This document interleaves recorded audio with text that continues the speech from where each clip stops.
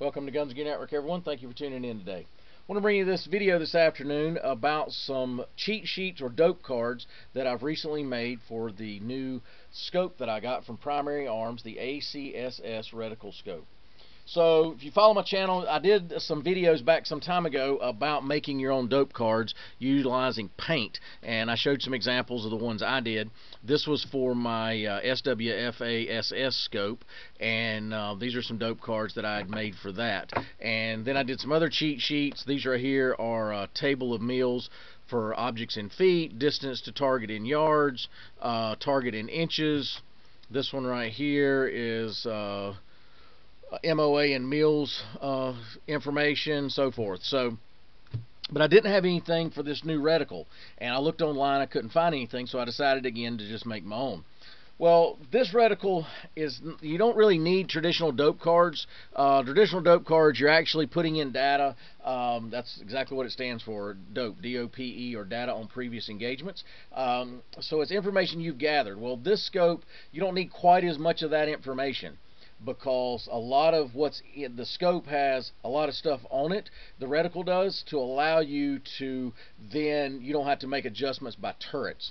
So some of the things that this reticle does, it allows you to range objects of known size. It has an auto range feature where you can tell the basic, if it's somebody, the average torso is 18 inches, you can, wide, you can tell that. The average height from the torso to the top of the head is 36. So it tells you all that in the scope, how far they are. Some other information you can, it has the correct information on the reticle for leading moving targets at a sprint, jog, or walk. It has a bullet drop compensator built in, and so forth. So that's a lot of stuff to take in when you're getting used to this reticle. And if you're trying to make critical shots, things like that, you're wanting to make sure that you remember certain things. So I developed some dope cards or cheat sheets the same way I did these. So I started out and I found all this on Primary Arms and different websites and stuff, and I was able to find the information I wanted, and I designed it on paint, and this is what I came up with. I got two sheets here, and I just took them to the local office supply place. Again, had them printed on hard, heavy cardstock, and then I had them with some nice laminate. I had them laminated with some thick lamination. So this right here, what you're seeing is, this is the BDC portion, or the bullet drop compensator. So at the tip of the chevron you're at 100, at the bottom of the chevron you're at 200, 300, 600, 400, 600, all the way down. So you got that portion. How to range estimate objects of known size in yards using the mill system. Tells you the formula you're supposed to use. Tells you how to utilize the scope in looking for that information. Auto ranging, this right here tells you, again, if you're at 36 inches from the belt line to the top of the head, which line to put it in. In this section here, you can look and see if it's 18 inches across. Then you can also leading moving targets at a sprint, jog, or walk, and it tells you how to do that on these cards. So what I did was I just simply put a piece of 550 cord, punch some holes in them, and now I can clip this onto a carabiner on my sling here, and it'll always be with me. If I don't want to clip it on there, I don't have to, but it's at least there if I want it, and I have that information handy.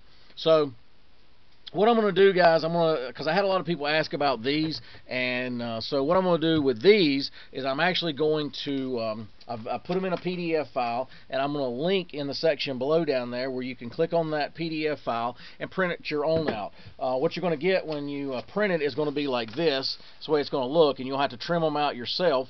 I highly suggest that you when you go to the office supply place, tell them you'll trim it and let them laminate it. Just tell them to print it. You can print it yourself, but if you don't have cardstock, you may. I just did it all there at the office supply. I didn't feel like buying a big box of package of cardstock and then not using it, so I just told them to do it.